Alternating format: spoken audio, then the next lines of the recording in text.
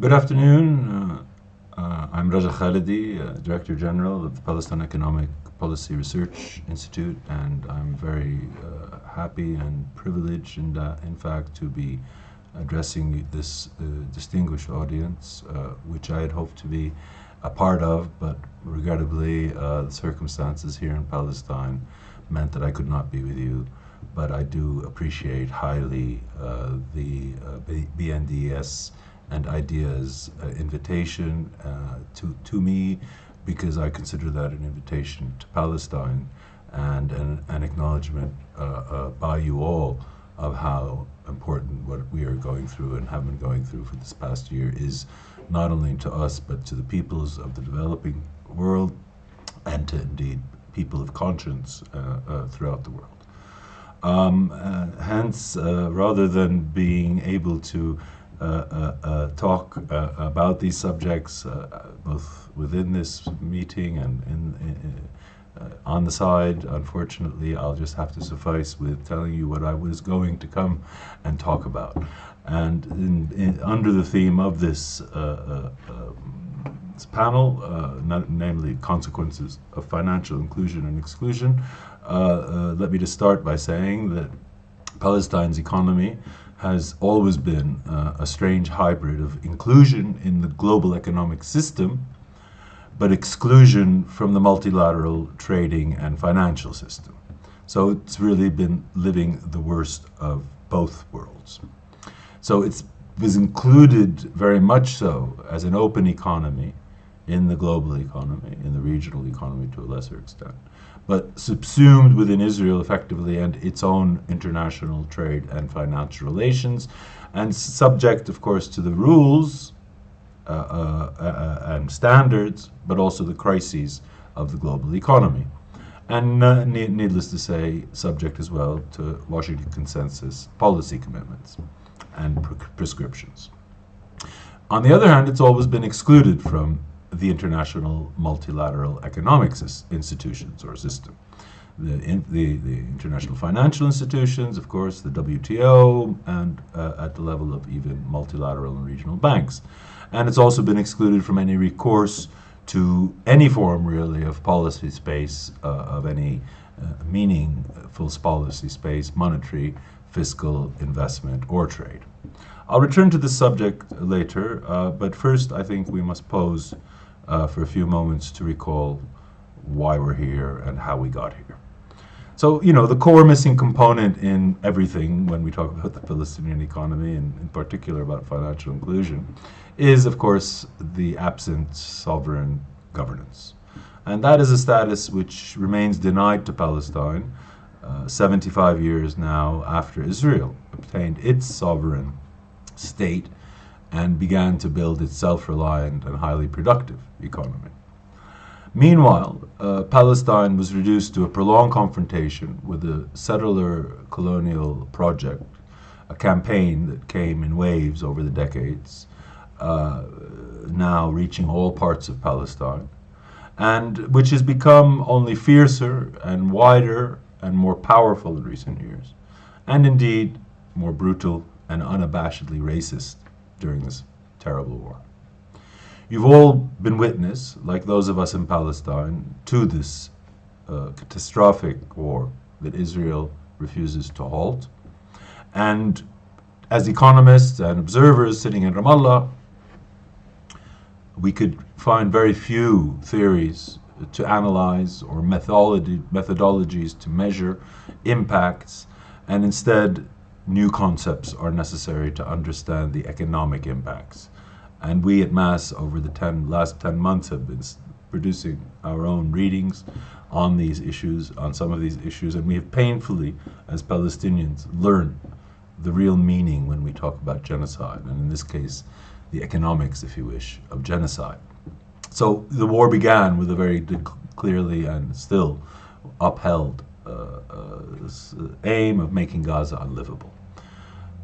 This was affected, and Gaza has become unlivable through the weaponization of famine, which is a concept which the humanitarians came up with. and then an extraordinary domicide, as it's called, which the United Nations special rapporteurs have come up with. Spatiocide, because there is no place yet still standing that is recognizable, and whatever is standing has been taken out of context because the context has been destroyed. Scholasticide, in the sense that all of the universities have been destroyed.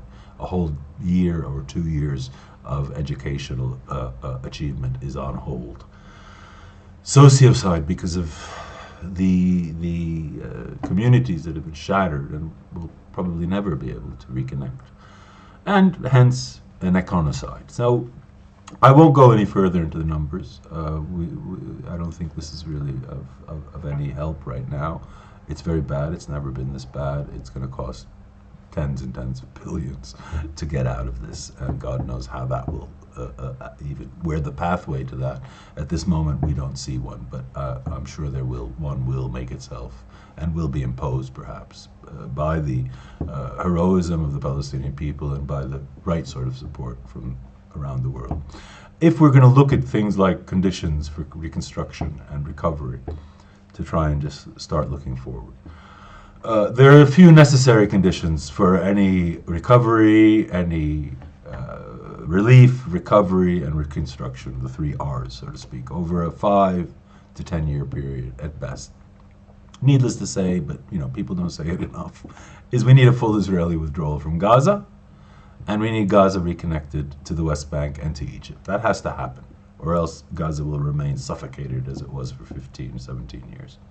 We need Palestinian political unity in a new framework, not the defunct Palestinian Authority, which really only functions as a municipal, if you wish, or regional government, self-government, and not the PLO, which unfortunately no longer can claim the representation, global and absolute representation of the Palestinian people, and which we know has been degraded over the years, and not Hamas, because it spent all of its ammunition, so to speak, and we're not, and tomorrow is not one where we can continue the way we did for the past years. So things need to change, and we need, of course, internationally, a clear, concrete, time-bound pathway to the imposition of a two-state solution. And this, of course, will require fundamental political transformation in Israel towards a commitment to that, which, again, today looks extremely bleak. And indeed, with our Arab brethren, we need reconciliation, and instead of intervention and interference. So, we need to reinstate the sort of balance in relations between Palestinians and Arab states that used to exist, perhaps, when we were united.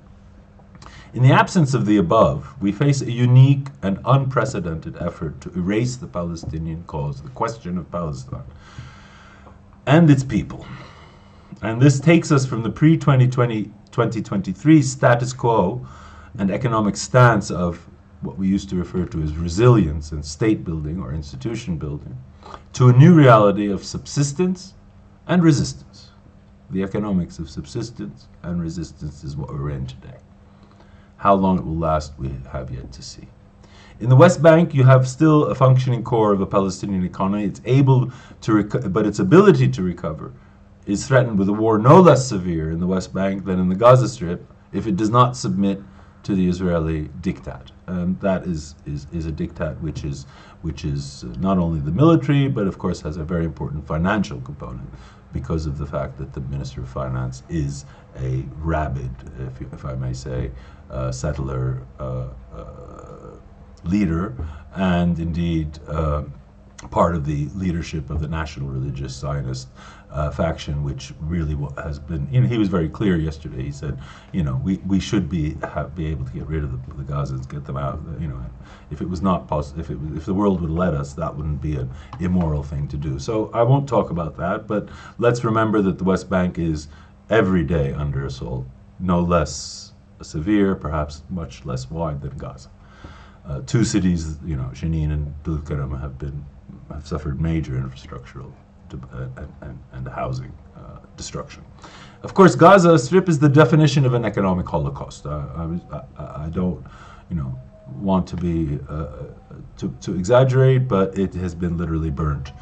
It's an inferno which has created mass famine, disease, human suffering, and a trajectory of social disintegration that nobody seems to be able to do anything about, even 10 months into the war. In East Jerusalem and among Palestinians in Israel, there is a silent, what I call, if I may go on with the terms, cogiticide. It's a repression of free thought and of expression, of marginalization. It's a policy of marginalization and discrimination of 2 million Palestinians living inside Israel and in East Jerusalem. Now, back to our subject, therefore, with this background in mind. How has Palestine been included in the global economy? So that has happened through a negotiated and agreed customs union with Israel from 1994 that is only part of an effective economic union, which is skewed, of course, between Israel and Palestinian economies and imposed because nobody asked us, and features no Palestinian monetary or fiscal policy space, either vis-a-vis Israel nor the rest of the world. Also, it has been included in the global economy and, in fact, linked to, through the adoption in 1994 of a Bretton Woods-inspired commitment to a free market economy, despite all of the distortions of an economy under occupation, which was this commitment subsequently enshrined in the Basic Law in 2004, and a neoliberal social and economic agenda that gained popular buy-in and helped perpetuate an otherwise or increasingly unaccountable political leadership and system. And also, this inclusion has been through the pursuit of an inappropriate, in terms of its results, or at least an unfeasible development policy, which was, an export-led development policy, and hence import open, without much really to export or being allowed to export what you have because of occupation, which of course is a policy that ignored the industrial and agricultural productive base and was not able to deliver social justice. Now, how has Palestine been excluded from the multinational trading system and financial architecture? First, by the nature of its commitments, again, under Oslo Paris, to being subsumed within Israel's economic envelope, but this was, of course, only expected for a 5-year interim period, so at the moment it was probably a reasonable pathway to independence. But because of what's happened since, and by the cynical position of international community since the Second Intifada, placing new conditions on Palestine, all of which were calculated to prolong an adverse and insincere peace process, which everybody knew Israel was not really serious about, especially once Netanyahu came to power. So basically to manage and not resolve the conflict. So, that also kept us in this subservient, if you wish, status.